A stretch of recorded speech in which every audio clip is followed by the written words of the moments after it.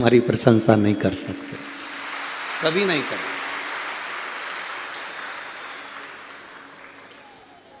प्रशंसा वाले भले तुम्हारी निंदा एक ना एक दिन कर देंगे, वो बदल सकते, पर निंदा वाले कभी नहीं बदलेंगे। निंदा वाला निंदा करने पर आखिरी तक भी उसके प्राण छूटेंगे, तब तक भी वो निंदा ही करेगा। चुगली वाला चुगली ही करेगा। वो कभी तुम्हारी प्रशंसा नहीं कर सकता, वो तुम्हारी कभी बड़ाई नहीं कर सकता। आप उसको निकाल कर सोने का कोरा भी दे दोगे, हार भी पहना दोगे, शॉल भी उड़ा दोगे, कम्बल भी उड़ा दोगे, अच्छे कपड़े भी दिला दोगे, तो भी वो प्रशंसा नहीं करेगा, निंदा ही करेगा। निंदा। तो शिव महापुराण की कथा कहती है, एक बार माता पार्वती और देवाधिदेव महादेव भगवान शिव दोनों भ्रमण के लिए निकल कर जा रहे थे। दोनों घूमने के लिए जा रहे थे, दोनों चल दिए भ्रमण की ओर आगे बढ़ गए। भ्रमण करते करते एक जंगल के अंदर प्रवेश कर गए। भ्रमण करते करते एक वन में, एक जंगल में प्रवेश करे।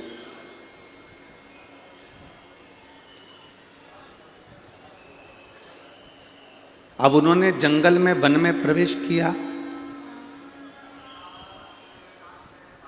और जंगल में प्रवेश कर कर, वन में प्रवेश कर कर पार्वती जी ने शिव जी को देखा और देखकर एक निवेदन किया। पीछे के चोंगे उनकी सब आवाज़ बढ़वा दीजिए। पीछे के जितने चोंगे लगे हैं सबकी आवाज़ बढ़ाओ, पीछे वालों को आवाज़ जाना चाहिए।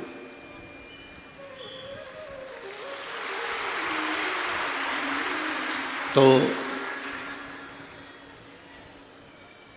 पार्वती जी ने और शिव जी ने भ्रमण करते करते वन में घूमते घूमते जंगल में प्रवेश किया, वन में प्रवेश किया।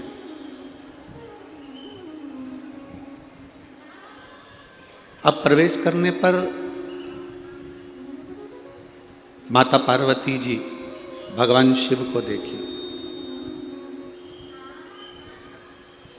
माता पार्वती जी ने भगवान देवाधिदेव महादेव को देखा। गुंजाएं कम करो, गूंज रहा है। माता पार्वती जी ने शिव जी को देखकर एक प्रार्थना करी, प्रभु ये वृक्ष जो लगा है ये आम का है।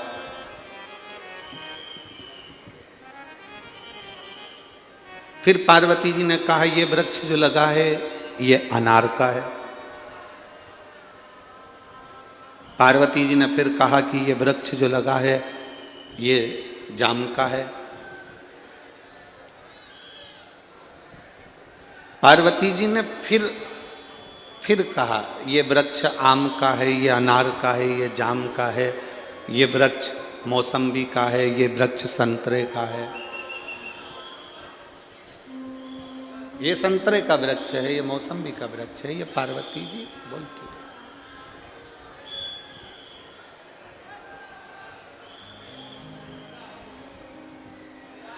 अब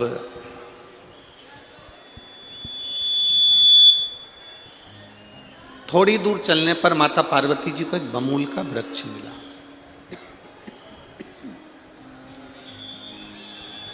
माता पार्वती जी ने एक बमूल का वृक्ष देखा और माता पार्वती जी ने जब बमूल का वृक्ष देखा तो उस बमूल के वृक्ष को देखकर माता पार्वती जी स्तुब्ध हो गई। थोड़ी देर खड़ी रही।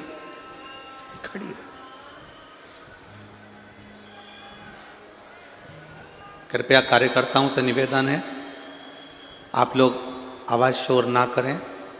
3 घंटे की कथा को शांति से आप लोग सुने। जो लोग जहाँ हैं वो वहीं बैठ जाएं, कोई आगे आने का प्रयास ना करे। जहाँ पर हैं आप लोग वहीं बैठ जाइए।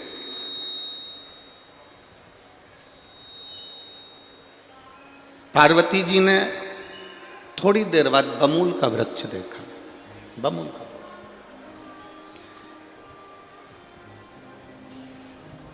अब शिव जी ने आम का वृक्ष देखा, संतरे का वृक्ष देखा, शिव जी ने अनार का वृक्ष देखा, जाम का वृक्ष देखा और पार्वती जी ने थोड़ी देर बाद बमूल का जो वृक्ष देखा, बमूल का वृक्ष।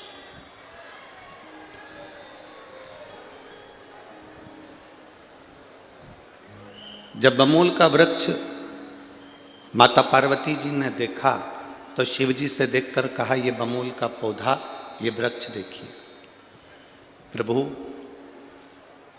आम के वृक्ष में आम आता है, अनार के वृक्ष में अनार आता है, जाम के वृक्ष में जाम आता है, इमली के वृक्ष में इमली आती है, केवल एक ये बमूल का वृक्ष ऐसा है इसमें कोई फल नहीं आता, इसमें कोई फल नहीं, इसमें कोई फल नहीं। केवल एक ये बमूल का वृक्ष ऐसा है कि जिसमें फल की कोई प्रतिभा नहीं दिखती, फल की कोई प्रतिभा नहीं। केवल एक वृक्ष यही ऐसा दिख रहा है जिसमें फल नहीं दिख रहा, फल न जाना।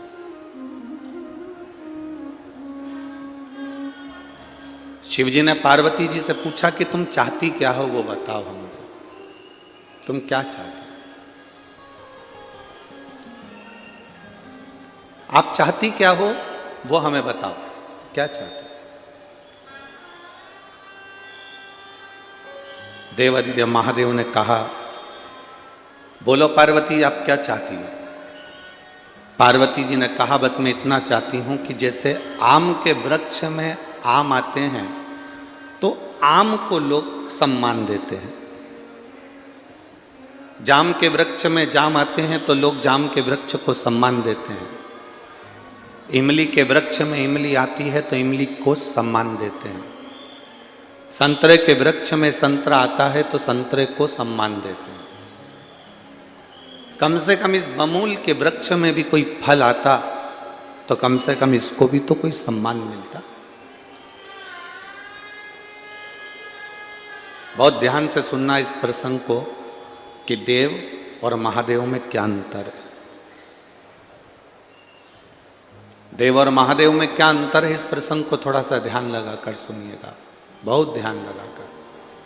बहुत दूर दूर से आप लोग आते हो, 100-100, 200-200, 500-500 रुपये खर्च कर कर आते हो, दिन भर इंतजार करते हो कथा का, धूप भी नहीं देखते, उस धूप में भी बैठे रहते हो, तो कथा को 1 सेकंड की भी चूकने मत दो, दिल से सुनकर बाबा से प्रार्थना करके जाओ। 1 सेकंड की भी नहीं, 1 सेकंड की भी वो कथा ना आ जाए। कोई आपको अगर कष्ट दे रहा है, बीच बीच में बार बार उठ रहे हैं, जा रहे हैं, आ रहे हैं, तो उनके पाँव पड़ कर कह दो, तू बैठ जा, हमको कथा सुन लेने दे, बहुत दूर से आए हैं, तेरा क्या है, तू तो मंडराता रहेगा, आता रहेगा, जाता रहेगा, हमको कथा का रास्ता। देव और महादेव में अंतर कितना है, देव और महादेव क्या कर सकते हैं, वो समझने वाला विषय है। आम के पेड़ में आम लगा इसलिए सम्मान दिया, मौसम्बी के पेड़ में मौसम्बी लगी इसलिए सम्मान मिला, अनार के पेड़ में अनार लगा इसलिए सम्मान मिला, जाम के पेड़ में जाम लगा इसलिए सम्मान मिला, इमली के पेड़ में इमली लगी इसलिए सम्मान मिला। पर ये बमूल का पेड़ जिसमें कांटे ही कांटे हैं और कोई फल नहीं है, कोई फल नहीं, ये बमूल का पेड़, इसको तो कोई सम्मान देता ही नहीं। क्या चाहती हो पार्वती? पार्वती जी कहती हैं, क्या बमूल को भी सम्मान मिल सकता? क्या बमूल को भी आदर मिल सकता है? ये तो कांटे में सराबोर है, कांटों में सना हुआ है, कांटों में रमा हुआ है, क्या इसको आदर मिल जाएगा, सम्मान मिल जाएगा? शिव जी ने कहा, पार्वती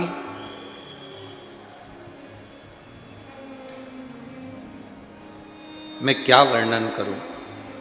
दोनों के बाद संवाद हो रहे थे और उसी बीच में देवऋषि नारद का आगमन हो गया। श्रीमन नारायण, देवऋषि नारद पधारे। देवऋषि नारद ने पूछा,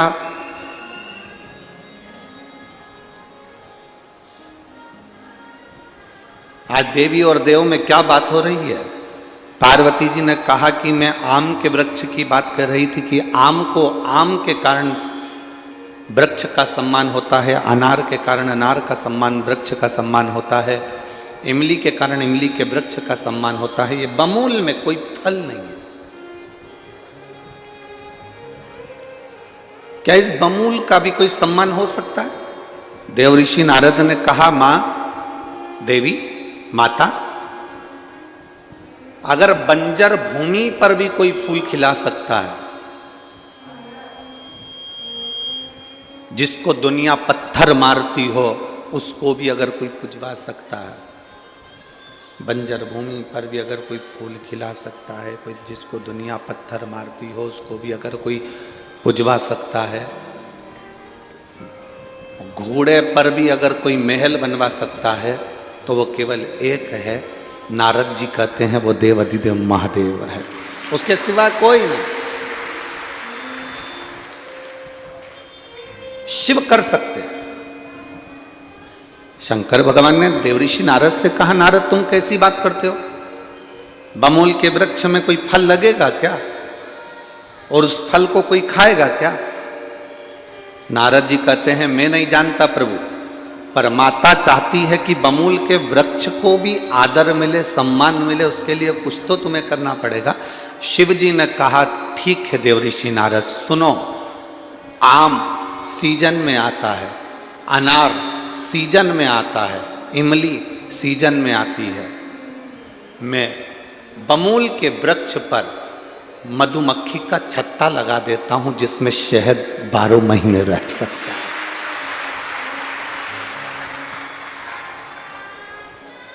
बारह महीने शहद रह सकता है।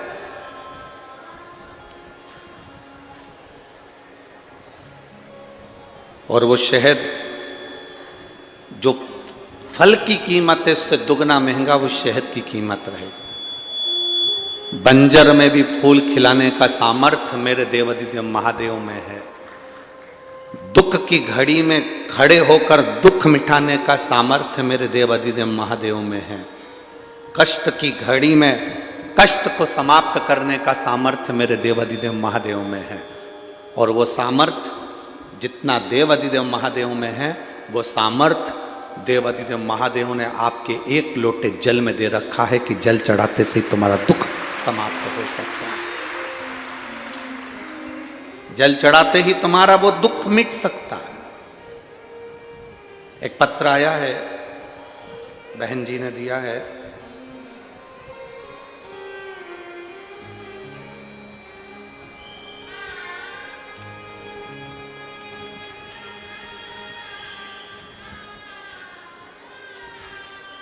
मैं सपना दीपक पुरोहित सपले, जिला न्यायाधीश शिवाजी नगर, जिला जलगांव, मोबाइल नंबर मेरा ये है। श्री शिवाय नमस्तुभ्यम। आज पहली बार किसी जज महोदय ने पत्र भेजा है, उसके लिए आपको बहुत बहुत साधुवाद है, धन्यवाद। मैं इसके पहले सरकारी वकील के पद पर थी और बाबा की कृपा क्या होती है मैं इस पत्र के माध्यम से बताना चाहती हूँ। गुरुदेव, मैं हमेशा जज बनने का प्रयास करती थी, पर कुछ नंबरों के कारण रह जाती थी। फिर मेरी माँ ने मुझे बोला, तू शिवजी पे एक लोटा जल चढ़ाया कर। मैं न्यायालय जाती, पढ़ाई करती, एक लोटा जल शिवजी को चढ़ाती। मेरी 3 परीक्षा हुई। उस परीक्षा में मैंने बाबा को प्रणाम करा, बेलपत्र शहद का शिवजी को समर्पित कर शंकर भगवान को जल चढ़ाया। आज बाबा का मैं क्या गुणगान करूं गुरुदेव। मेरे बाबा ने मुझे एक लोटे जल का फल दिया और मुझे जज बना दिया। मैं बाबा को धन्यवाद देता हूँ। जज तो मैं बन गई, पर मेरी पोस्टिंग नहीं आ रही थी गुरुदेव। आर्डर नहीं आ रहा था हाथ में। मेरी माँ ने कहा, तू चिंता मत कर, पशुपति नाथ के व्रत का स्मरण कर, एक बेलपत्री पर शहद लगा, बाबा को विनय कर। मेरी माता के कहने पर मैंने वही किया और बाबा की कृपा से आज मैं ज्वाइनिंग ले ली हूँ और बाबा की कृपा से मैं न्यायाधीश के पद पर विराजमान हुई हूँ। बहुत बहुत साधुवाद है। श्री शिवाय, नमस्ते। बैठिए बहन। शिव तत्व औघड़ी, शंभु, शंकर, इसी को कहा।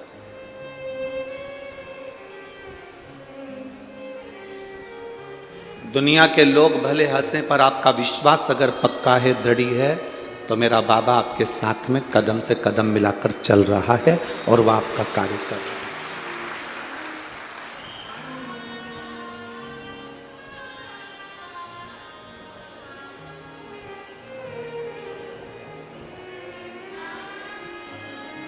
मेरे बाबा दया करना, मैं तेरे भरोसे, भोले बाबा दया करना, मैं तेरे भरोसे, ना घर के भरोसे हूँ, ना परिवार के भरोसे हूँ, मेरे बाबा दया करना, मैं तेरे भरोसे, भोले बाबा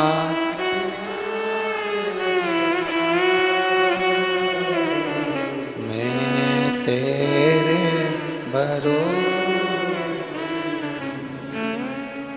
हम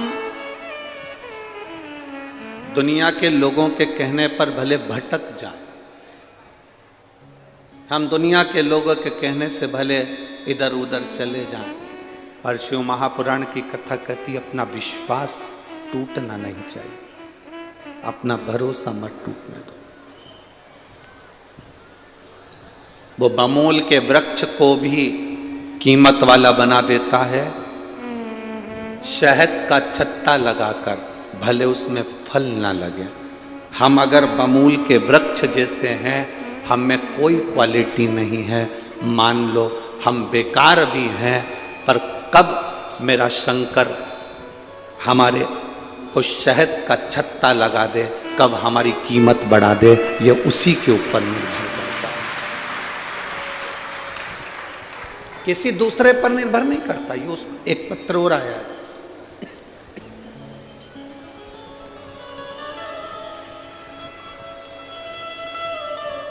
मेरा नाम सो रत्ना लक्ष्मण झावरे, मुकाम पोस्ट फेजपुर, तहसील यावल, जिला जलगांव। कहीं बैठे हों तो हाथ हिला सकते हैं, अगर कहीं बैठे हों। मेरा मोबाइल नंबर ये है।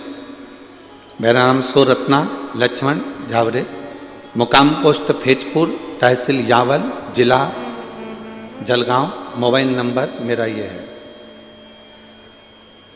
गुरुजी, मेरे जैसे गरीब पर मेरे बाबा ने कितनी कृपा करी, मैं क्या वर्णन करूं।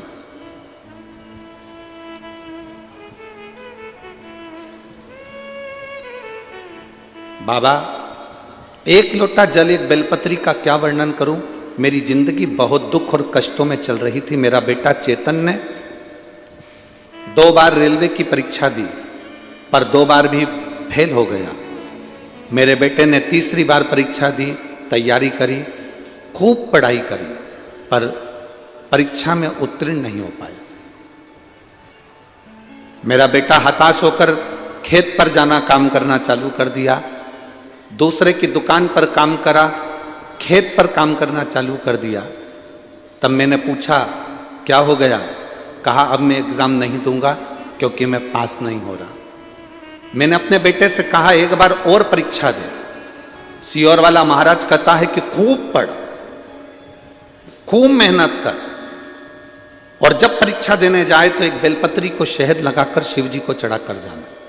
इसलिए मैंने पत्र में भी बेलपत्र बनाकर भेजा है कि इस बेलपत्र का फल क्या होता है। गुरुदेव, बाबा की कृपा से 2022 का मैंने एग्जाम मेरे बेटे से दिलवाया। उसको कहा खूब पढ़ाई कर, सियोर वाला गुरुजी कहता है जितना पढ़ सकते हो उतना पढ़ो, अपनी कैपेसिटी से ज़्यादा पढ़ो, विद्या अध्ययन करो। मैंने अपना बेटे को खूब पढ़ाया। उसने पेपर देने के समय पर एक बेलपत्री में शहद लगाकर जब शिवजी को चढ़ाया तो मुझसे मंदिर में कहता है, माँ क्या भोले बाबा को शहद का बेलपत्र चढ़ाने से वो सुन लेगा? मैंने मेरे बेटे से कहा तो चिंता मत कर, अब की बार एग्जाम दे, बाबा सुनेगा। मेरे बेटे ने रेलवे की परीक्षा 2022 की दी और इंतजार किया कि रिजल्ट आएगा। रिजल्ट रुक गया, आया नहीं। बेटा टूट गया। मुझसे कहता है, माँ देख तेरे भोलेनाथ ने भी कुछ नहीं करा। मैंने मेरे बेटे से कहा तू चिंता मत कर, वो सियोर वाला महाराज कथा में लाखों की भीड़ में कहता है कि बाबा सुनता है। अगर वो कहता है कि बाबा सुनता है तो बाबा सुनेगा। 15 दिन निकले थे, बेटे से मैं कहती रही तू जल चढ़ाते रहे, वो जल चढ़ाता रहा और उसका रिजल्ट आ गया। आज मेरा बेटा गवर्नमेंट जॉब रेलवे में सर्विस कर रहा है और अच्छे पद पर सर्विस कर रहा है। मैं बाबा को यहाँ प्रणाम करने के लिए आई हूँ। मेरा नाम सोरत्ना लक्ष्मण जावरे, मुकाम पोस्ट फैजपुर, तहसील यावल, जिला जलगांव, मोबाइल नंबर ये। कहीं आए हैं क्या? अच्छा आप ही हैं, हाथ हिला दो एक बार। श्री शिवाय नमस्तुभ्यम। बहुत बहुत बधाई बाबू आपको, बहुत बहुत बधाई। शिव कृपा इसी को कहते हैं, शंभु इसी को कहते हैं।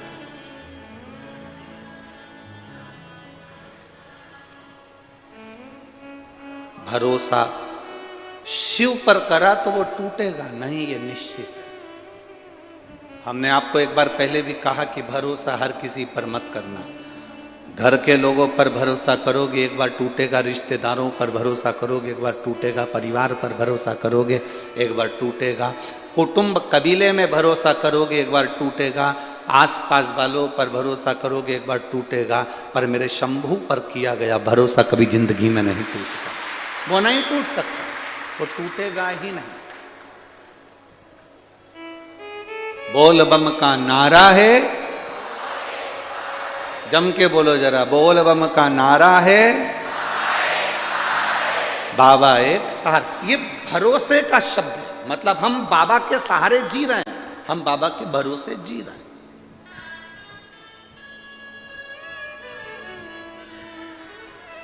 ऐसा कौन व्यक्ति है जिसकी जिंदगी में कष्ट नहीं? ऐसा कौन व्यक्ति है जिसको कभी निंदा नहीं मिली? ऐसा कौन व्यक्ति है जिसके ऊपर कभी उंगली नहीं उठाई गई?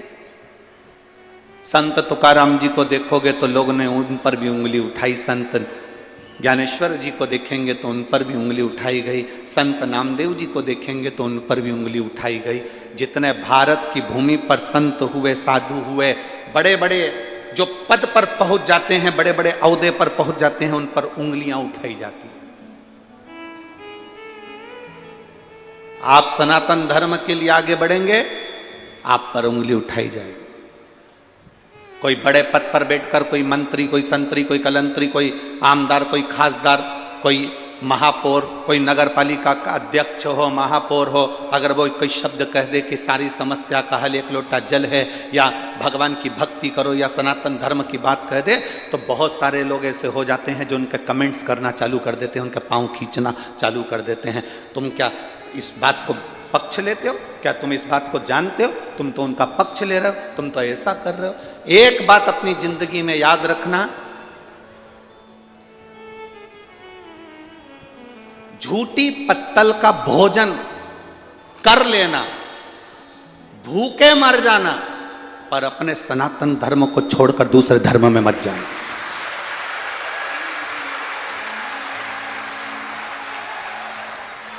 झूठी पत्तल का भोजन कर लेना, भूखे मर जाना, पर अपना सनातन धर्म छोड़कर दूसरे धर्म में मत जाना। कोई के हमारे धर्म में आओ, हम तुमको ऐसा कर देंगे, हम तुमको नौकरी दे देंगे, हम तुमको ऐसा बना देंगे, तुम हमारे से जुड़ जाओ, हमारे धर्म में आ जाओ।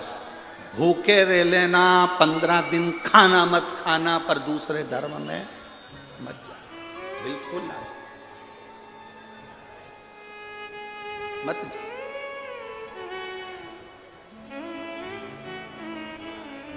बड़ी मुश्किल से हमारा जन्म भारत की भूमि पर होता है, बड़ी मुश्किल से ये मनुष्य का शरीर मिलता है और बड़ी मुश्किल से शंकर को चढ़ाने के लिए एक लोटा जल मिलता है। इसको छोड़कर कैसे जाए? कैसे? अपने धर्म को छोड़कर हम दूसरा धर्म कैसे अपने?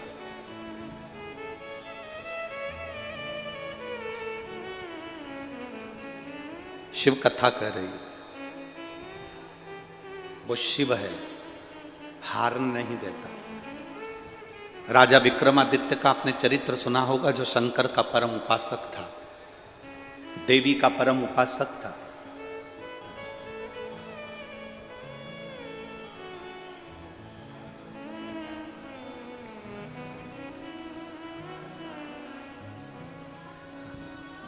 भारत की भूमि का पहला राजा था जिसकी मित्रता देवताओं से थी, राजा विक्रमादित्य। पूरे ब्रह्मांड का, पूरे भारत की भूमि का पहला राजा था जिसके संबंध देवताओं से थे। उसके संबंध देवताओं से क्यों थे? किस लिए? क्योंकि राजा विक्रमादित्य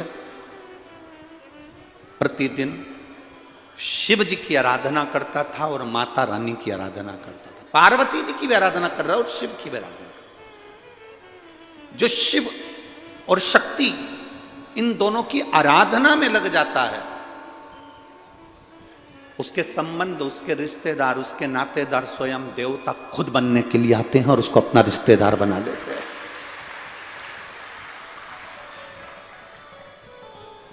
आप इतने लाखों में लोग, लाखों में शिव भक्त यहां कथा सुनने के लिए आए हैं, पंडालों में कहीं जगह नहीं है, गाड़ियों के ऊपर लोग चढ़े हुए हैं, रोडों पर लोग बैठे हुए हैं। जो दिन का नज़ारा है ऐसा कैसे ही रात का भी नज़ारा रहता है? ऐसा कैसे?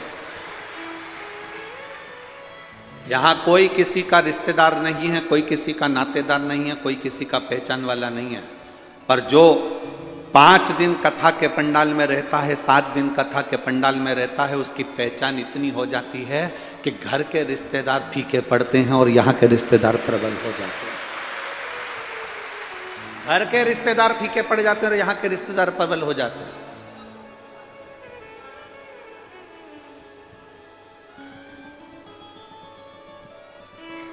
मैं जलगांव के ढोल वालों को,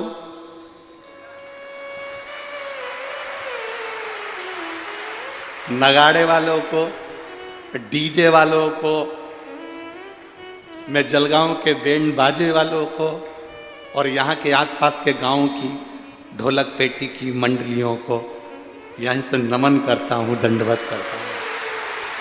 नमन। क्या दुनिया में किसी की शादी होगी, ऐसा उत्सव रात्रि को देखने को मिलता है जब चारों तरफ डीजे और ढोल और बैंड और भजन और श्री शिवाय नमस्तुभ्यम नाच रहे, गा रहे, आनंद कर रहे, एंजॉय कर रहे। धन्यवाद। और उस बीच में लोडिंग में छोटे छोटे जो लोडिंग होते हैं, छोटे छोटे जो ट्रक जैसे होते हैं लोडिंग गाड़ियाँ, उसमें भरा भरा कर सामान, कोई चाय बना रहा, कोई दूध केसर का, कोई आइसक्रीम, कोई कुछ उस बीच में भरा भरा कर चारों तरफ कहीं कुछ बट रहा, कहीं कुछ बट रहा, ऐसा लग रहा जैसे बाराती आया। और जो जलगांव का व्यक्ति ये नज़ारा देख नहीं पाया, समझ लेना उसकी किस्मत ही बेकार थी, वो नहीं पहुंचा। किस्मत में वो 1000 बार जन्म ले लेगा तो नहीं देख पाएगा। इस जलगांव का कितना बड़ा सेठ होकर वो ये नज़ारा नहीं देखा तो बेकार बेकार।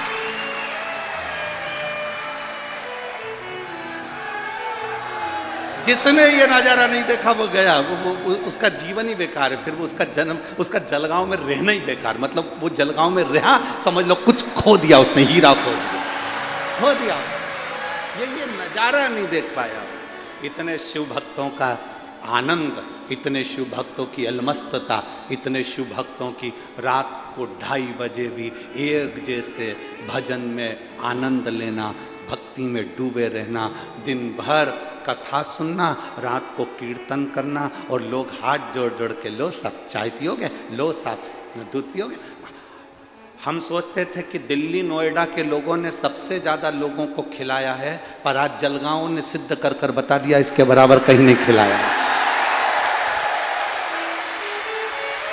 इसके बराबर कहीं नहीं खिलाया। खूब गाड़ियां भर भर के लो साहब पानी, लो साहब पाउच, लो साहब बाटल, लो साहब ये, लो साहब। अरे क्या हाथ जोड़ जोड़ के धन्य है रे जलगांव वालों, नजर उतरवा लेना तुम्हारी, हो नजर उतरवा, धन्य आपकी शिव भक्ति धन्य। और महाराज शंकर शंकर है, ओघड़ी ओघड़ी, उसकी भक्ति सरल नहीं, उसकी भक्ति साज।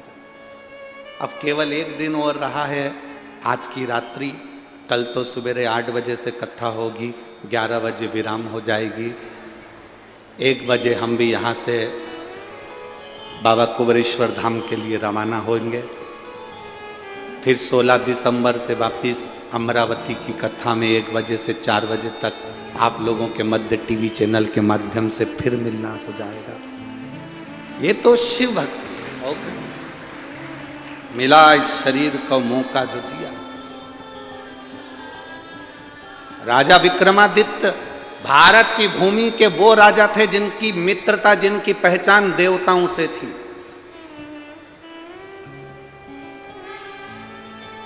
उनकी पहचान कराने वाला कोई दूसरा नहीं था, देव अधिदेव महादेव थे। जो शंकर जी की भक्ति करता है उसकी पहचान दुनिया में हो जाती है, दुनिया में।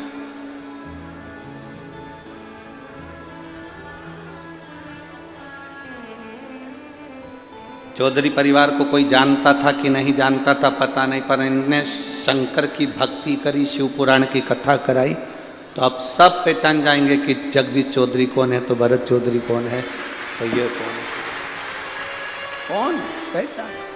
शिव की आराधना करने वाला, शंकर का गुणगान करने वाले को कभी कहीं नहीं जाना पड़ता, उसकी खुद आनंदता, उसकी मित्रता देवताओं से हो ही जाती है,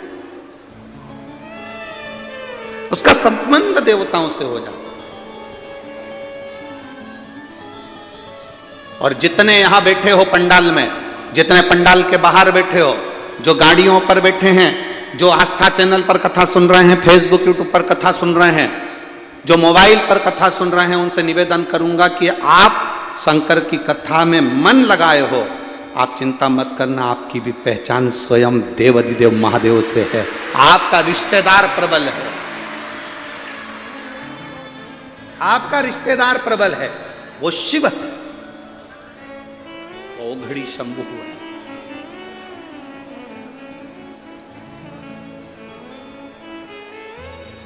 सहज नहीं।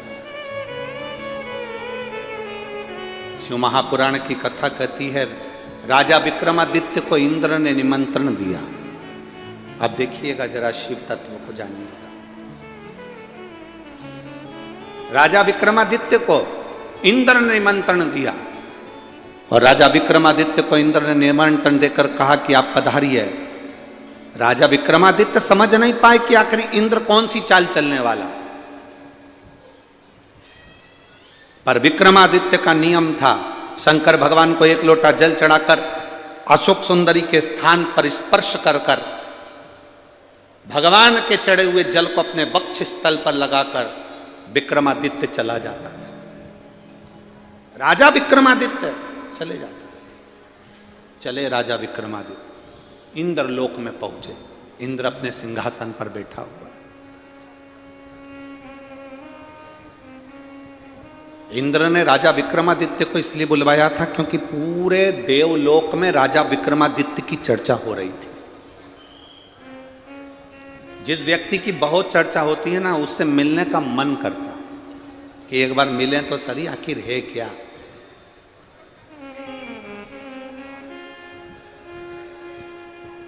आखिर ये है कौन, इससे मिले। एक पत्र आया है, इस पत्र में एक लड़के ने लिखा, देखिए।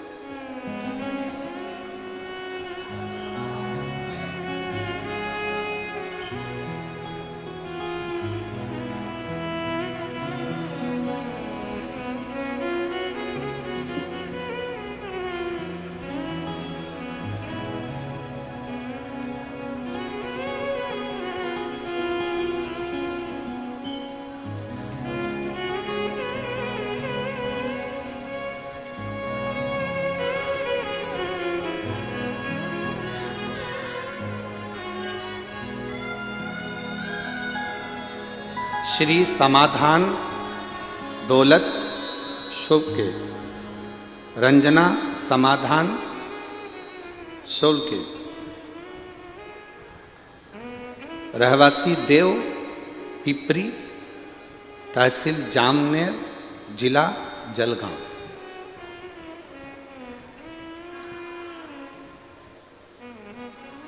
गुरुदेव, मेरा बेटा कभी भगवान पर भरोसा नहीं करता था।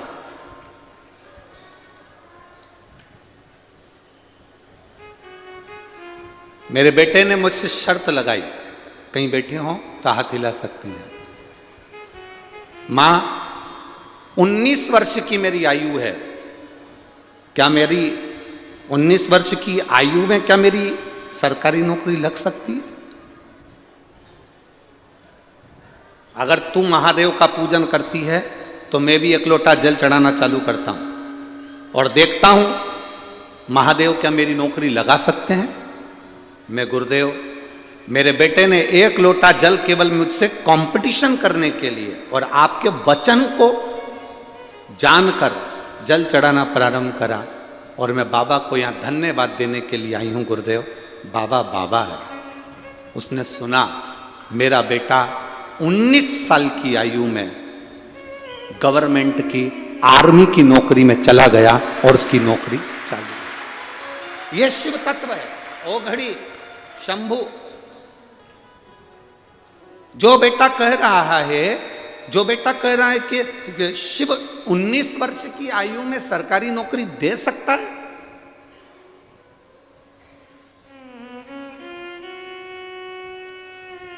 आज मेरा बेटा अहमदनगर में ट्रेनिंग कर रहा है, उसकी नौकरी लग गई है। 26/10/2023 को उसका आर्मी में सिलेक्शन हो गया। मैं यहाँ पर प्रणाम करने के लिए आई हूँ। शिव तत्व है ओघड़ी, शंभु, त्रिकालदर्शी। हो सकता है पंडाल में बैठकर कथा सुनने पर क्या लाभ होता है। एक पत्र में एक बहन ने लिखा,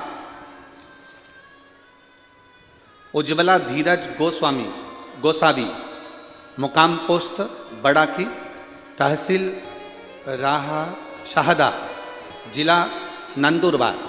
मोबाइल नंबर ये है, कहीं बैठी हो तो हाथ हिला सकती हैं, कहीं बैठी हो तो हाथ हिला सकती हैं।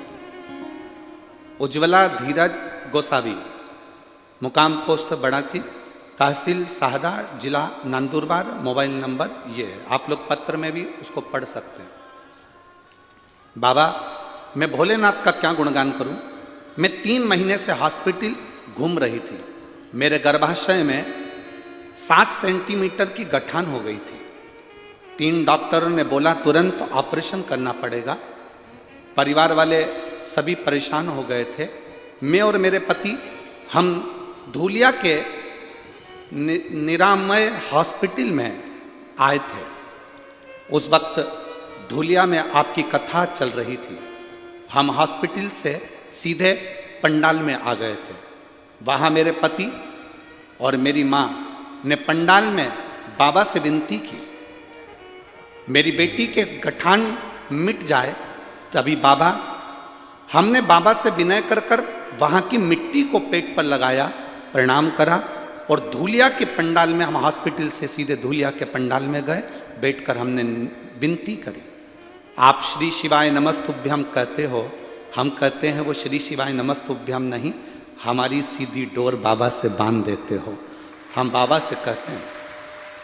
मैंने बाबा से विनती करी, बाबा 15 दिन में डॉक्टर ने सोनोग्राफी करना है और मेरा ऑपरेशन करना है, केवल 15 दिन मेरे पास है। तब डॉक्टर ने 15 दिन की सोनोग्राफी के लिए मुझे वापस बुलाया और वहाँ पर चेक कराया। मैं बाबा का क्या वर्णन करूं। जब सोनोग्राफी कराई तो मालूम पड़ा कि पेट में गठान नहीं थी, गल चुकी थी। डॉक्टर ने हमें तुरंत कहा कि 100 में से ऐसा केस पहला आया है कि जिसकी गठान इतनी जल्दी गल गई। तभी मेरी माँ ने संकल्प लिया था कि जहाँ कथा होगी गठान गलने के बाद मैं वहाँ पहुँचूंगी। हम बाबा के पंडाल में जलगांव में यहाँ बाबा को प्रणाम करने के लिए आए हैं, क्योंकि हमारी पेट की जो गठान थी वो गल गई। शिव तत्व किसको कहते, औघड़ी किसको कहते, शंभू किसको कहते?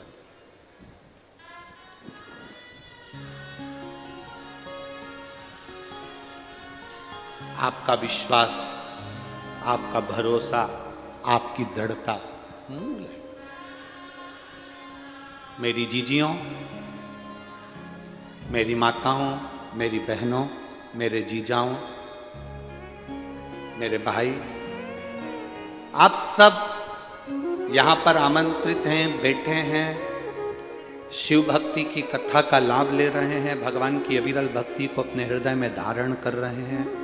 पर ये विश्वास मानकर चलना, आपको यहाँ तक लाने वाला ना तो सीहोर वाला महाराज है, ना चौधरी परिवार है, ना कोई है। आपको यहाँ तक पकड़ कर लाने वाला स्वयं देवाधिदेव महादेव है। वो तुमको लेकर, और वो तुमको लेकर आया है तो कुछ अच्छा करने के लिए लेकर आया होगा, कुछ श्रेष्ठ कर्म करने के लिए लेकर आया, कुछ अच्छा करेगा जरूर, ये विश्वास रखिए।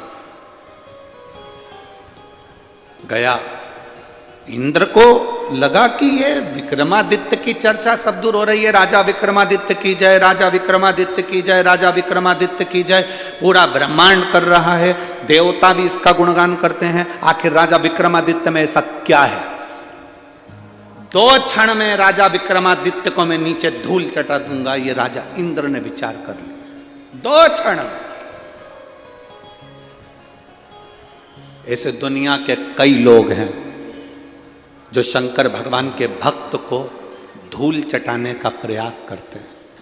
कौन लगता है शंकर का भगत, इसको तो धूल चटा दूंगा, ये मुझे जानता नहीं है।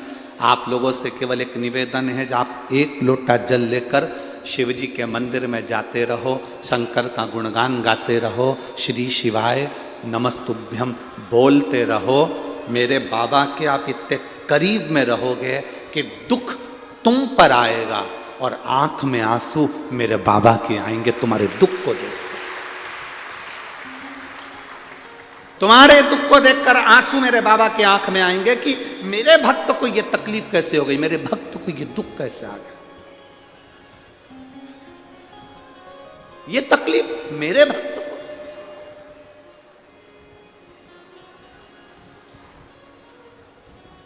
महाराज, ओ मेरा बाबा भोलानाथ,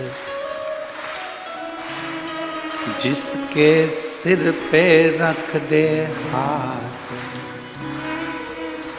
मेरा बाबा भोलानाथ, जिसके सिर पर रख दे हाथ, कर दे वारे के न्यारे, नंदी पे चढ़ के मेरा बाबा भोलानाथ।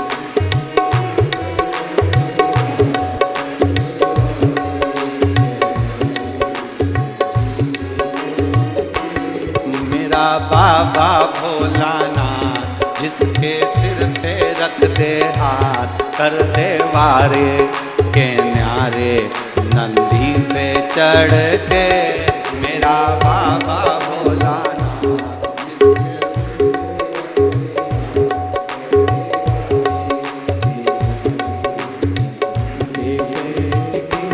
मेरा बाबा भोलानाथ, जिसके सिर पर रख दे हाथ, कर दे वारे के न्यारे, नंदी पे चढ़ के मेरा बाबा भोलानाथ, जिसके सिर पर रख दे हाथ, कर दे वारे के न्यारे, नंदी पे बैठ के। शंभो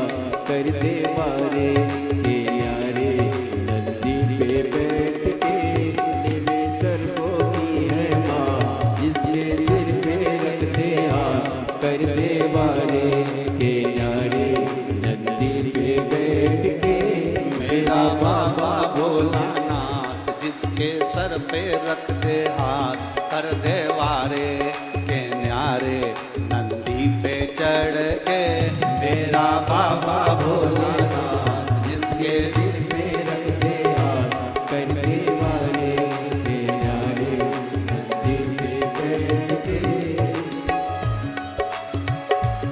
राधे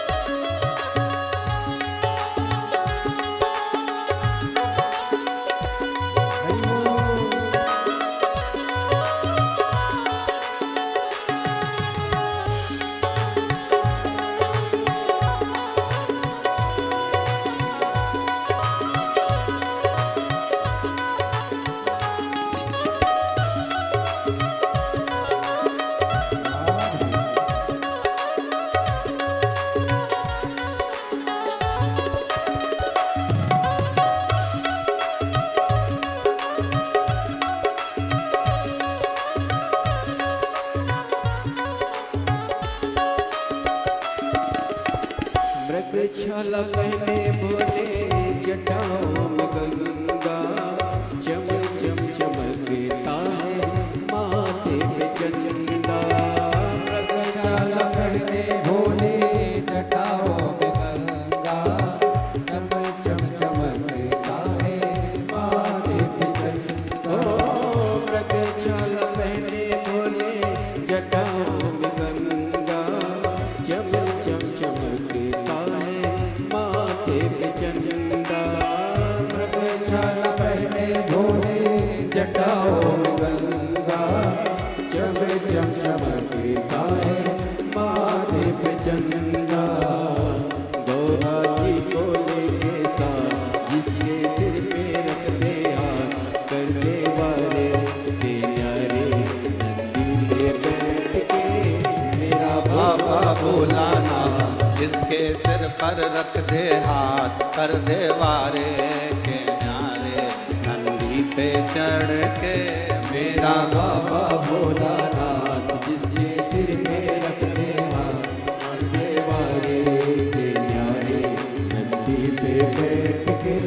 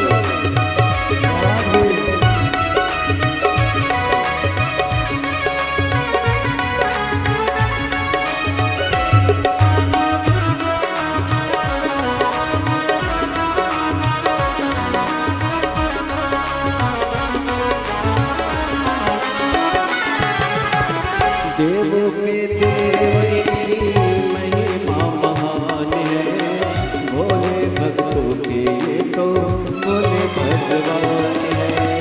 देवों के देव इनकी महिमा महान है, भोले भक्तों के ये तो भोले भगवान है। देवों के देव इनकी महिमा महान है, भोले भक्तों के ये तो भोले भगवान है। देवों के देव इनकी महिमा महान है, भोले भक्तों के ये तो भोले भगवान है। कर ले भक्तों का उद्धार जिसके सिर पे रखते हाथ, कर दे वाले के न्यारे नंदी पे बैठ के मेरा बाबा भोलेनाथ, जिसके सिर पे रखते हाथ, कर दे वाले के न्यारे नंदी पे बैठ के मेरा बाबा भोलानाथ, जिसके सिर पे रख दे हाथ, कर दे वारे के न्यारे नंदी पे चढ़ के। मेरा बाबा भोलानाथ, जिसके सिर पे रख दे हाथ, कर दे वाले के न्यारे नंदी पे बैठ के मेरा बाबा भोलानाथ, जिसके सिर पे रख दे हाथ, कर दे वारे के न्यारे नंदी पे चढ़ के। मेरा बाबा भोलानाथ, जिसके सिर पे रख दे हाथ, कर दे वाले के न्यारे नंदी पे बैठ के कर दे वारे के न्यारे नंदी पे चढ़ के। वो कर दे वाले के न्यारे नंदी पे बैठ के कर दे वारे के न्यारे नंदी पे चढ़ के। कर दे वाले के न्यारे नंदी पे बैठ के आर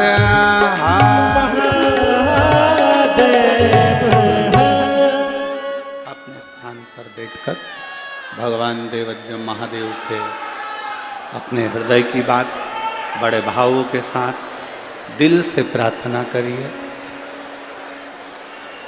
भगवान शिव की कृपा हो।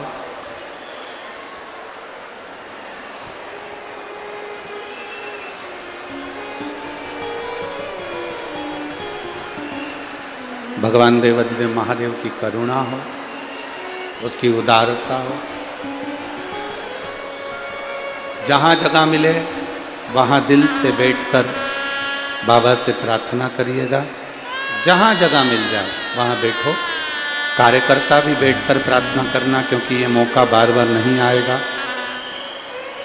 जहाँ जगह मिलते जाए वहाँ बैठकर भगवान शिव से अपने मन की बात बड़े भाव के साथ में बोलना है आपको भी हमारे, और दिल से प्रार्थना करनी है। आपकी आवाज़ हमारे तक पहुँचे, ऐसा स्वर आपका है।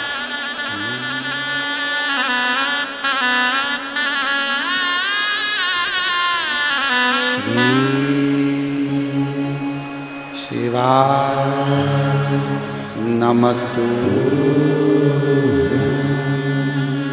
श्री शिवाय नमस्तु श्री शिवाय नमस्तु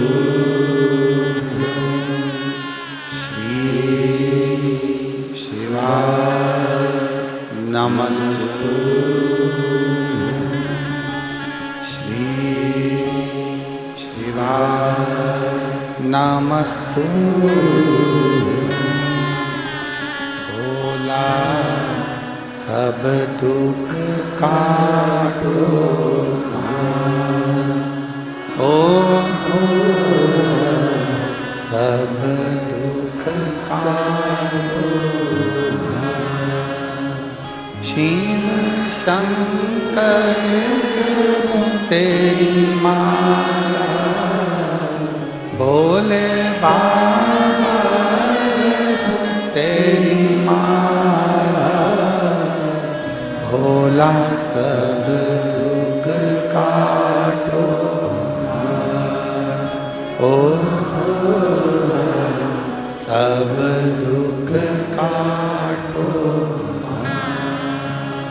वेश मंगलकारी,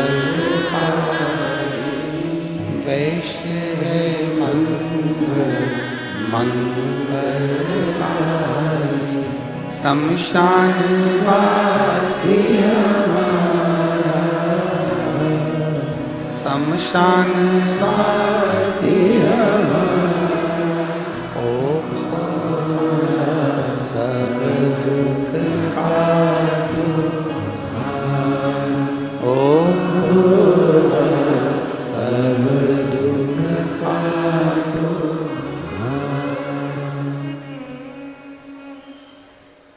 भगवान शिव ओ गणदानी इंद्र विक्रमादित्य राजा को नीचा दिखाने के चक्कर में उसने आमंत्रण दे दिया, निमंत्रण दे दिया, आमंत्रण दिया, निमंत्रण दिया। जब राजा विक्रमादित्य इंद्रलोक में पहुंचे,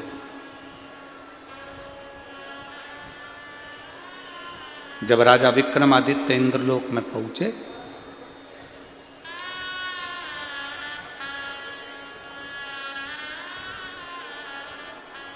सिंहासन पर बैठे हुए राजा इंद्र ने कहा, आओ राजा विक्रमादित्य आइए। बहुत ध्यान देना महाराज, बहुत। 10 लोग अगर आपके पक्ष में हैं तो ये भी मानकर चलना कि 20 लोग आपके विपक्ष में, आपके पीछे की ओर है, आपका साथ नहीं देने वाले। पर चिंता ना करिए, एक बार अगर देवाधिदेव महादेव का साथ पकड़ लिया, भगवान शंकर से आपका संबंध हो गया, मेरे बाबा से आप अगर जुड़ गए, एक बार शिव के आप हो गए, शंकर आपके हो गए, तो दुनिया कितनी भी विपक्ष में बैठ जाए, आपके पक्ष में शिव होना चाहिए, आपके पक्ष में शंकर, आपके पक्ष में देवाधिदेव महादेव होना चाहिए। दुनिया भले विपक्ष में रहे, उससे कोई फर्क नहीं पड़ता।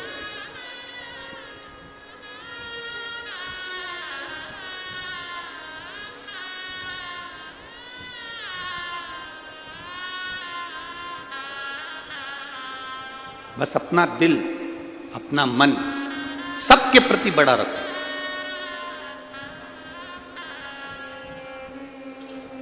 पांव में जो चप्पल पहनते हो ना, उसका नाप होता है।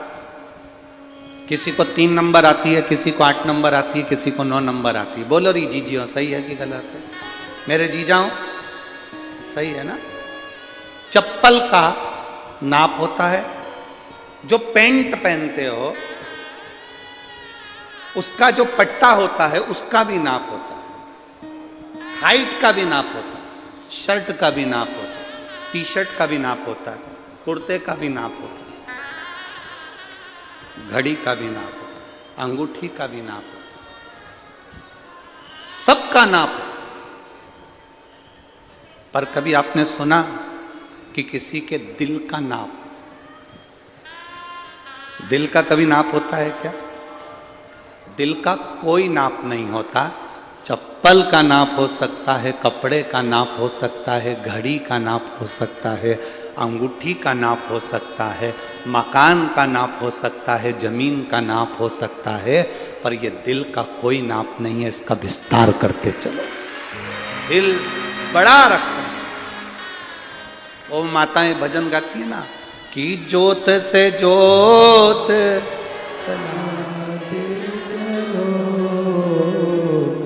प्रेम की गंगा,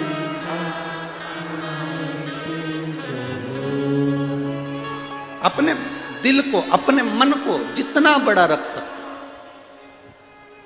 अपने दिल का जितना विस्तार कर सकते उतना। कोई गाली भी दे देना, दिल छोटा मत कर, दिल बड़ा रख। 2 महात्मा, 2 संत एक जगह पर रहते थे, भिक्षा मांगते थे, भगवान को भोग लगाते थे, मंदिर में सेवा करते थे, खा लेते थे। एक दिन हवा चली, बहुत तेज आंधी तूफान आया, झोपड़ा उड़ गया, छत मत सब उड़ गई, झोपड़ी थी उड़। उसमें से एक संत बोला, भगवान तू बड़ा निष्ठुर हो गया, भगवान तू बड़ा निष्ठुर है। इतने सारे दुनिया में लोग रहते हैं, कितने पापी हैं, कितने कपटी हैं, उनका मकान नहीं तोड़ा, तोड़ा भी तो तूने हमारा तोड़ा। कितना निष्ठुर है तू, कितना निष्ठुर। हमारी छोटी सी झोपड़ी तूने तोड़ दी। भगवान तू बिल्कुल निष्ठुर है, तूने हमारा मकान, हमारी झोपड़ी तोड़ दी। किसी पैसे वाले का तोड़ देता, किसी धनपति का तोड़ देता, कोई पापी का तोड़ देता, कोई लोभी है, कोई चोर है, कोई निकम्मा है, उसका तोड़ देता। हमारी झोपड़ी तोड़। दूसरा व्यक्ति मुस्कुरा रहा था, दूसरा संत मुस्कुरा रहा था। एक संत रो रहा है, दूसरा मुस्कुरा रहा है।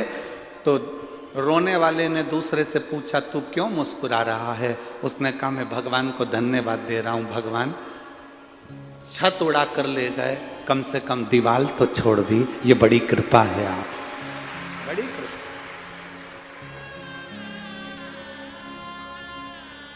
अच्छा देखो,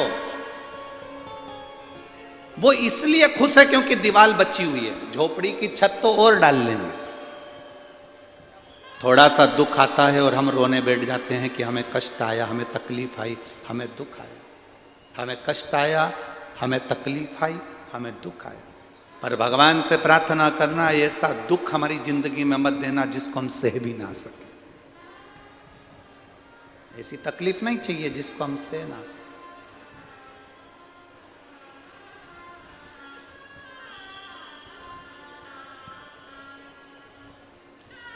दो पत्र इन पत्रों में हमने पढ़े, उसमें दो पत्रों में माताओं ने लिखा कि मेरे पति की ब्रेन हेमरेज हो गया, उसकी नस फट गई, वो कोमा में चले गया। दूसरी माँ ने भी इस पत्र में लिखा कि मेरा पति कोमा में चले गया, इसमें लिखा, उसकी रिपोर्टें लगाई, उसका फोटो लगाया। एक एक पत्र इधर भी है।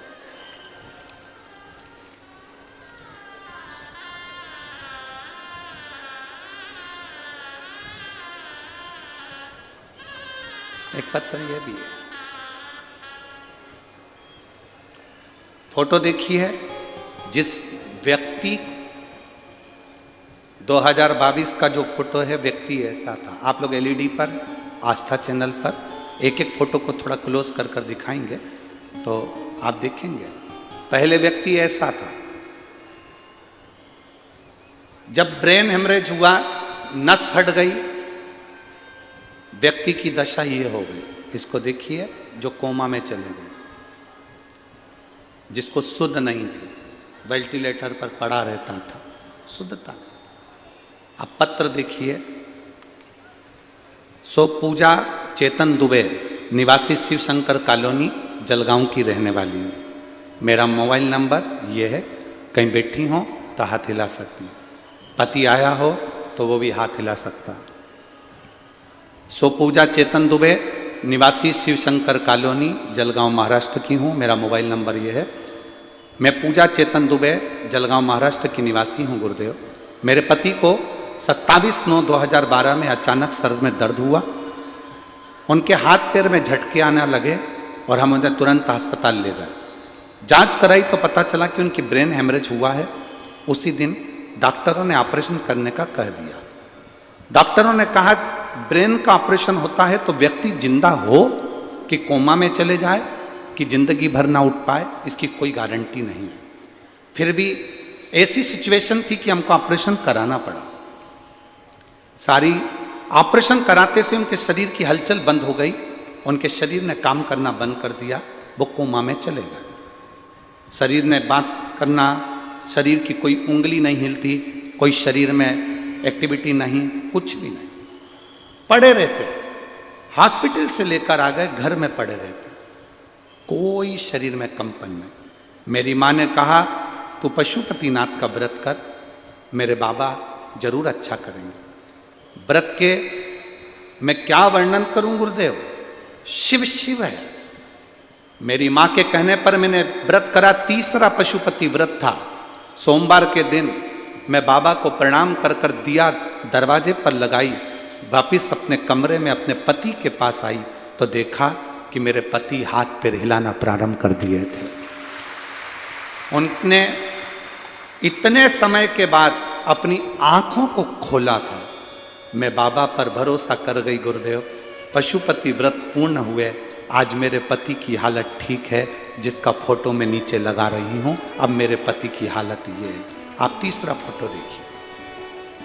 अब पति की हालत ये है, जो कोमा में चले गए थे उसको देखिए, और कोमा में पड़े पड़े पड़े पड़े पड़े पड़े जब बेकार हो गए तब बाबा की सुन करिए कृपा।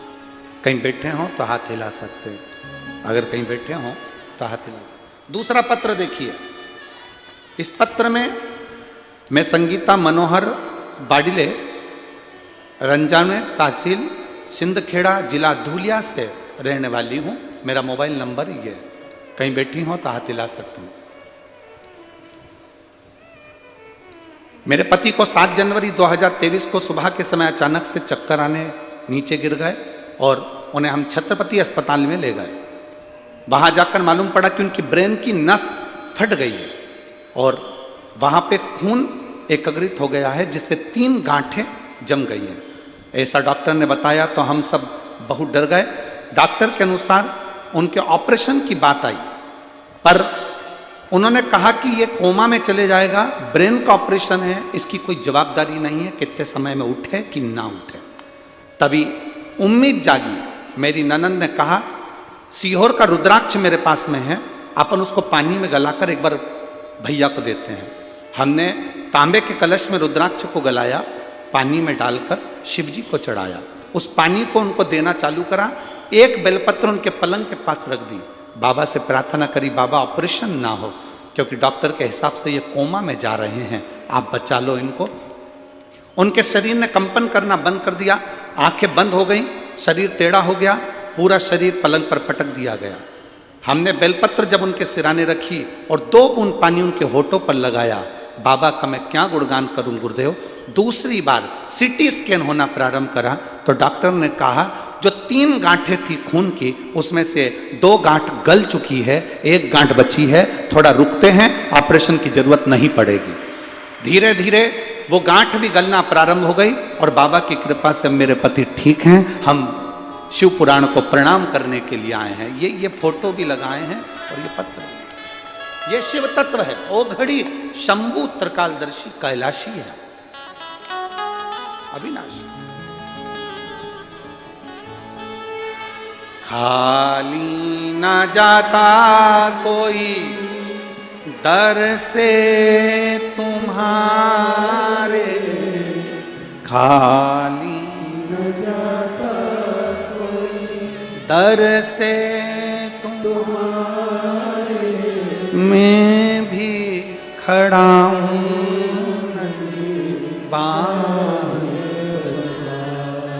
अपने हृदय लगा लो, गिरा जा रहा हूँ, उठा भोले अपने दर से अब तो न गिरी जा रही हूँ, उठा। शिव कथा कह रही है। दुनिया कितनी भी तुमसे ईर्ष्या करे, दुनिया तुमको ताना दे, दुनिया तुमको अपशब्द कहे, दुनिया तुमको गाली दे, दुनिया तुमको आड़ा टेढ़ा कहे, आपको टेंशन नहीं करना।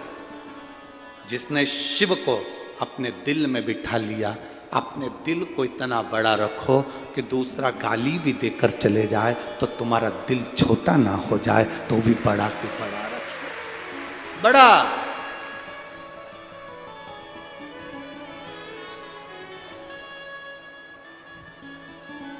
सबसे बड़ा दिल किसका होता है? जम के बोलो जल्दी से। दुनिया में सबसे बड़ा दिल किसका होता है? माँ का दिल। दुनिया में सबसे बड़ा दिल होता है माँ का, बहू गाली दे देती है, अपशब्द कह देती है, ताने दे देती है, रोटी तक नहीं देती, तो भी अपनी पूरी जेवर और अपनी प्रॉपर्टी अपनी बहू को देकर जाती है। वो माँ का दिल। दुनिया में सबसे बड़ा दिल अपनी माता का होता है। माँ का दिल सबसे बड़ा दिल है। बहू बेटा पूछे ना पूछे तो भी प्रॉपर्टी, जमीन और रकम, सोना चांदी सब बच्चों को देकर जाती, मर जाती, छोड़ गई। बट कई माताएं ऐसी हैं जिनकी बहू रोटी नहीं दे रही, तो हमने उनसे कह दिया जब तुम्हारी बहू तुमको नहीं पूछ रही तो एक काम करो, पूरा जेवर और पूरी प्रॉपर्टी किसी मंदिर को दे दो ना। अरे महाराज काय को देऊं, भले कैसी भी है पर दूंगी तो अपनी बहू को। भले वो धक्का मारे, आप शब्द कहे, ताने दे, गाली दे, आड़ा टेढ़ा बोले, पर जैसी भी है तो बहू। उसी तरह याद आती है, भला है बुरा है जैसा भी है, मेरा पति तो मेरा देवता है। बस उसी में कि ये भली बेकार है, अच्छी है, पर है तो सब उसी को दूर। कितना प्रेम है आप लोगों का, ये तो मानना पड़ेगा। ये बुजुर्ग माता गजब का प्रेम करती हैं। अपनी बहू पोता पोती के लिए तो जान निकाल कर रख दे, इतना दे देती है। दे दो। अब इंद्र ने चाहा कि मैं विक्रमादित्य को धूल चटवा दूं। यह हो नहीं सकता, यह हो ही नहीं सकता।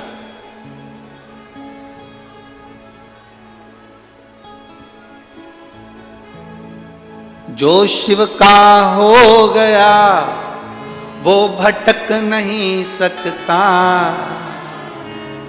जीवन में उसका काम अटक नहीं सकता, जीवन में उसका काम अटक नहीं सकता। जो शिव का हो गया वो भटक नहीं सकता, जो शिव का हो गया वो भटक नहीं सकता, दुनिया में उसका काम अटक नहीं सकता, दुनिया में उसका काम अटक नहीं सकता। बाबा भोलेनाथ का जल लगाकर अपने हृदय को गया था विक्रमादित्य, बैठ गया सिंहासन पर। इंद्र ने राजा विक्रमादित्य को कहा, सुनो विक्रमादित्य, हमने सुना है तुम्हारी बुद्धि बड़ी तेज है, बहुत प्रबल हो, शिव के उपासक हो, शंकर की भक्ति करते हो। हमारा एक निवेदन है आपसे। क्या? ये मेरी 2 अप्सराएं हैं, उर्वशी और रंभा। ये मेरी 2 अप्सराएं, उर्वशी और रंभा। ये दोनों बहुत अच्छी नाचती हैं, नृत्य करती हैं। आपको सिद्ध कर कर बताना है कि उर्वशी और रंभा में सबसे अच्छा कौन ने नृत्य करा। विक्रमादित्य राजा ने सोचा कि मैं तो इंद्र से मिलने के लिए आया था और इन्होंने मुझे यहां निर्णय देने के लिए बिठा दिया कि इन दोनों में से अच्छा कौन नृत्य करता।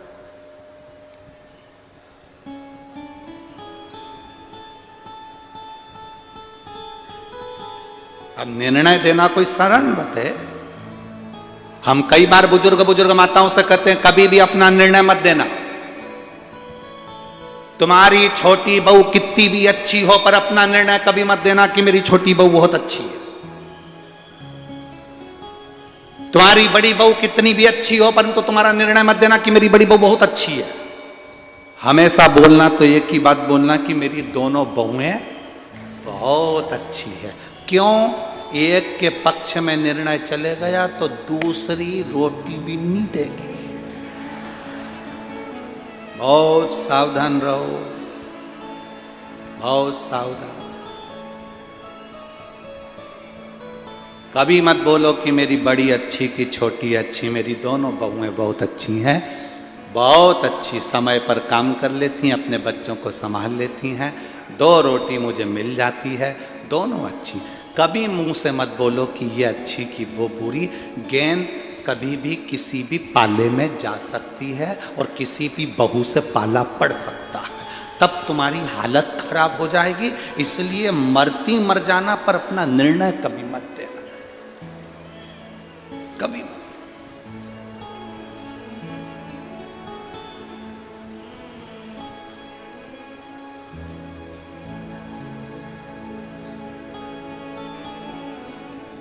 अपनी जीवान कभी मत खोलो और मरती मर जाओ। अपने पास जो पुरानी वाली पेटी है वो कभी मत खोलो ना यार, समझ गए? अरे बोलो तो जम के, अरे ओ जलगांव की जीजियों, समझ गए? और मेरे जीजाओं, समझ गए? 2 चीजें इतनी जल्दी बिल्कुल मत खोलो। क्या क्या?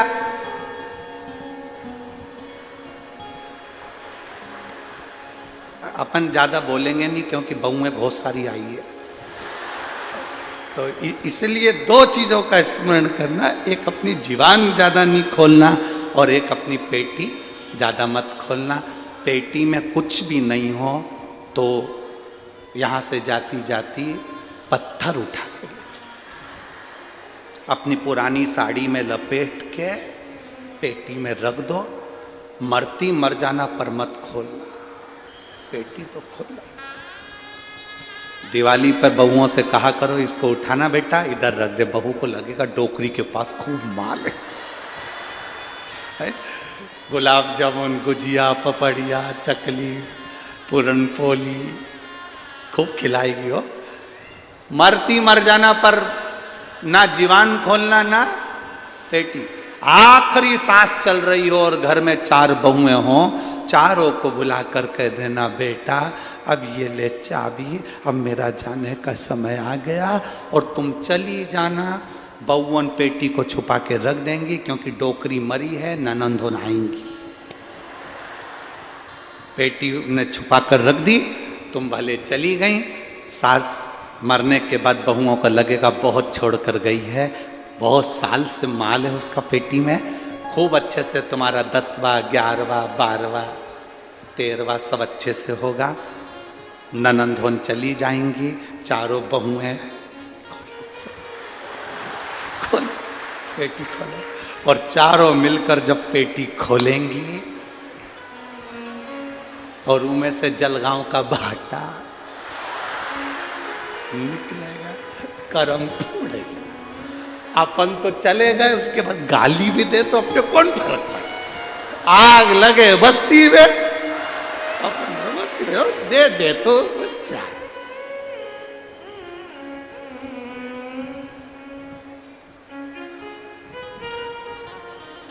वो तो काम है दुनिया का, देती रहे। 2 चीजें मत खोलना। कभी अपने मुंह से ये मत कहना कि मेरा बड़ा बेटा अच्छा कि छोटा अच्छा, मंजला अच्छा कि संजला अच्छा, बड़ी बहू अच्छी कि छोटी बहू अच्छी, कभी मत बोलो। कभी भी किसी से पाला पड़ सकता। अपन तो सबका गुणगान करो, बहुत जोरदार, बहुत बढ़िया, बहुत बढ़िया।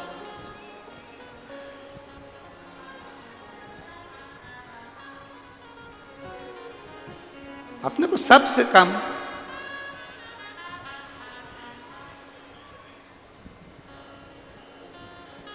कभी ना। इंद्र के सामने बैठे हुए राजा विक्रमादित्य, शंकर के भक्त राजा विक्रमादित्य से कहा गया कि उर्वशी और रंभा में बताओ कौन का नृत्य अच्छा है। राजा विक्रमादित्य ने सोचा, मैंने सोचा नहीं था, यह निर्णय देना पड़ेगा मुझे नहीं लगता मुझे निर्णय देना पड़े, यह श्रेष्ठ नहीं है। देवलोक में इतने देवता बैठे हैं, निर्णय वो दे, मैं काय को निर्णय दूं? पर बैठ गए, ठीक है, पर मेरी एक शर्त है। क्या? उर्वशी और रंभा के हाथ में फूल का गुलदस्ता दूंगा, वो गुलदस्ता एकदम सीधा रहना चाहिए, आड़ा टेढ़ा नहीं होना चाहिए। दोनों नृत्य करते समय गुलदस्ते का ध्यान रखना। राजा विक्रमादित्य ने दोनों को गुलदस्ते दे दिए। गुलदस्ता दिया, देने से पहले राजा विक्रमादित्य शिव जी का स्मरण कर रहे थे कि इनकी परीक्षा, इन दोनों में सर्वश्रेष्ठ नृत्य किसने करा, इसका निर्णय कोई नहीं दे सकता, इसका निर्णय देवाधिदेव महादेव दे सकते हैं। क्यों? शंकर भगवान नटराज हैं। निर्णय देने में अगर कोई नटराज नृत्य का निर्णय देगा तो वो देवाधिदेव महादेव देगा, दूसरा कोई निर्णय नहीं दे सकता। तो निर्णय शिव देंगे। अब राजा विक्रमादित्य ने हाथ जोड़कर भगवान शिव से प्रार्थना करी कि निर्णय मैं नहीं दूंगा, आप दो। नेत्र बंद ही करे थे और बंद करते से ही राजा विक्रमादित्य ने क्या देखा कि आज शंकर जी का चेहरा नजर नहीं आ रहा, उसकी जगह मुझे बिच्छू नजर आ रहा, बिच्छू दिख रहे हैं, शिव का चेहरा नहीं दिख रहा। जो भगवान शंकर के कानों में बिच्छू पड़ा रहता था वो बिच्छू आज मुझे दिख रहा, शिव का चेहरा नहीं दिख रहा। विक्रमादित्य ने स्मरण किया, फूल के गुच्छों को वापिस लिया, दोनों को दे दिया, ले जाओ। ये फूल का जो गुच्छा है, ये फूल का जो गुलदस्ता है, ये टेढ़ा नहीं होना चाहिए, नाचो। उर्वशी, रंभा दोनों नाचने लगे।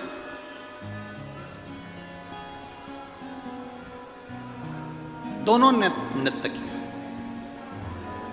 रंभा के नाचते नाचते नाचते नाचते रंभा के हाथ में बिच्छू ने काट लिया।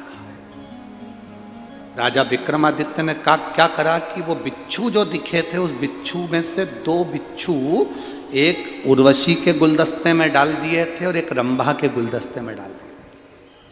उर्वशी के फूल के गुच्छ में भी बिच्छू था और रंभा के फूल के गुच्छ में भी बिच्छू था।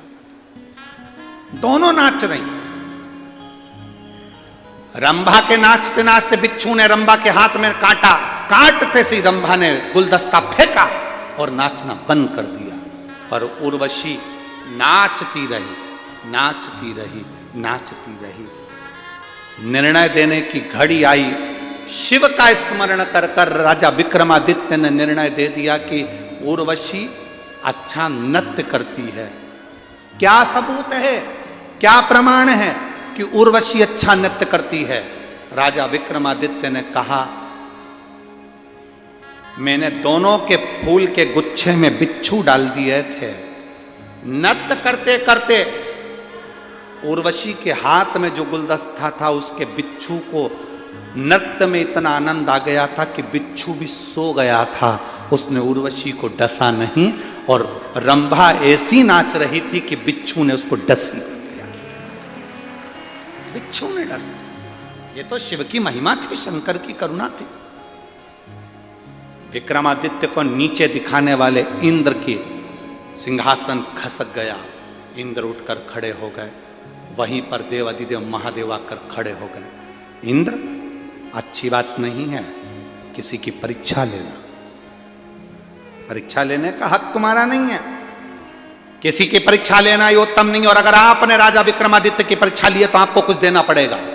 भगवान देवाधिदेव महादेव वहां खड़े होकर खुद कहते तुम्हें देना पड़ेगा। भगवान शंकर ने जैसे ही कहा तो विक्रमादित्य के लिए इंद्र ने कहा, क्या दूं मैं, क्या दूं? शंकर भगवान ने इशारा करा, 32 परियों का जो सिंहासन तुम्हारे पास में है, जो कुबेर ने तुमको दिया था, वो 32 परियों का सिंहासन आप राजा विक्रमादित्य को दे दीजिए। राजा विक्रमादित्य को वो सिंहासन दे दीजिए।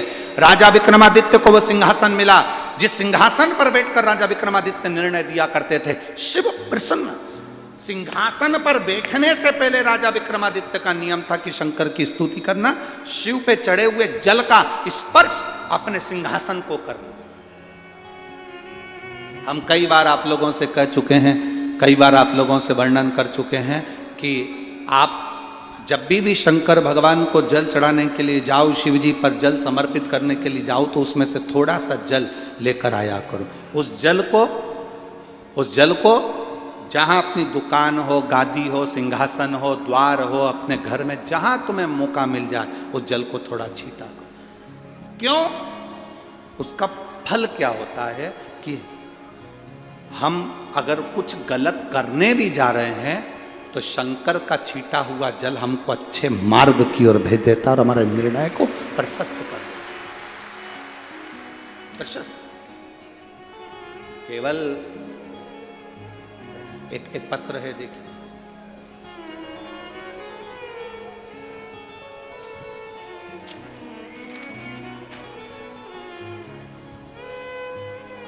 मैं देश में रेखा दशरथ कोली, मुकाम पोस्ट